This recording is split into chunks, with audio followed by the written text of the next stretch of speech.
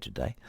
Residents in Shrewsbury have been voicing their concerns over plans to build homes near a park in the town. Plans have gone into Shropshire Council to build 17 homes in the Greenfields area. People living nearby say there's no infrastructure to support additional residents or cars. A decision is yet to be made on the proposal. Peter Day from the Greenfields Community Group has been talking to our reporter Bongi Musimanga.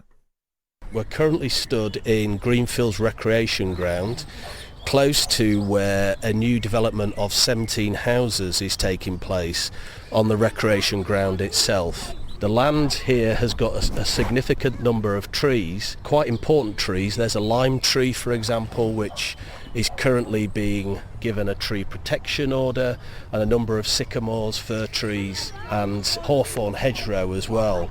In the background you can probably hear quite a number of birds singing. The land in front of us is recognised by local people as a habitat for bats, for birds of prey and for badgers. In front of us is a footpath and has been used for over 60 years.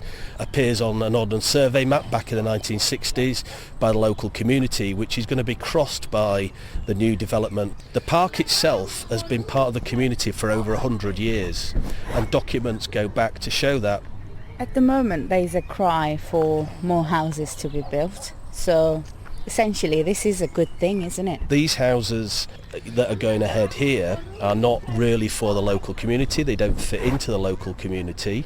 They're larger properties. They're really there for people who are moving in from outside of Shrewsbury itself, from outside of the area.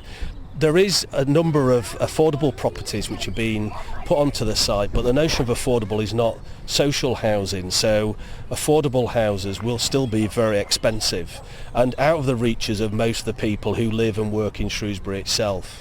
And you had a meeting with the residents. All of them seem to suggest that this is a bad idea. Can you tell me what sort of issues were highlighted? The objections that they've got really are that not just to the planning but to the destruction of the arboricultural value in the area, the identity of the area by taking down a number of significant trees, the fact that the development actually cuts across a footpath and a cycleway. The cycleway was funded with lottery money to create a cycle town within Shrewsbury, and the plan goes right over the cycle path. The main thing, I think, for a lot of the residents, though, is the fact that they walk their children to school via the footpath, which goes to Greenfields Primary School. Being here, it's almost like you're in a little village. So are you just trying to preserve the beauty of it? The need to build houses, I think, seems to come above absolutely almost like everything else at the moment. Some of the things that the residents are trying to conserve here is obviously something for the future of their children. You know, this is a valuable resource. We appreciate the resource and we don't want it to be diminished. I think there is a balance between some houses coming onto the land, but also then something to do with the natural environment and to do with developing that and enhancing that. When you look at the application, residents initially objected to this and the number of homes that were proposed has been reduced. Doesn't that make things better? There are wider issues, obviously, of new developments at the north of Shrewsbury, which are the impacts on Ellesmere Road. Any traffic, it doesn't matter whether there's 10 houses or 20 houses, it's the road and the impact on the surrounding area, and obviously the impact on the actual land itself, which they're concerned with.